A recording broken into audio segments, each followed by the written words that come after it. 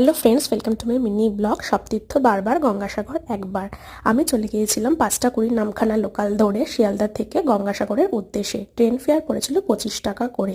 নামখানা নেমে সেখান থেকে আমি টোটো নিয়ে নিয়েছিলাম, যার মাথাপিছু আমাদের 15 টাকা করে নিয়েছিল এবং যেটি ঘাটে আমাদের পৌঁছে দিয়েছিল। সেখান থেকে আমরা বেনুবন যাওয়ার জন্য জেটিতে উঠেছিলাম। জেটিতে করে যাওয়ার রাস্তাটা ভীষণ সুন্দর ছিল। যেটির ফেয়ার আমাদের পড়েছিল 40 টাকা করে।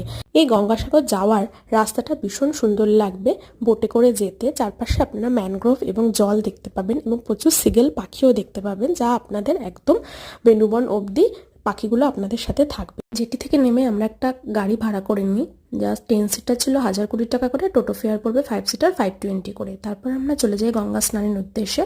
স্নান করে আমরা চলে আসি কপিলমুনির আশ্রম দর্শন করতে এবং সেখানে দর্শন করে নিই এবং পুজো দিয়ে আমরা বেরিয়ে পড়ি বাড়ির উদ্দেশ্যে। ব্লগটি ভালো লাগলে লাইক, সাবস্ক্রাইব, শেয়ার করে দেবেন। ভালো থাকবেন, ধন্যবাদ।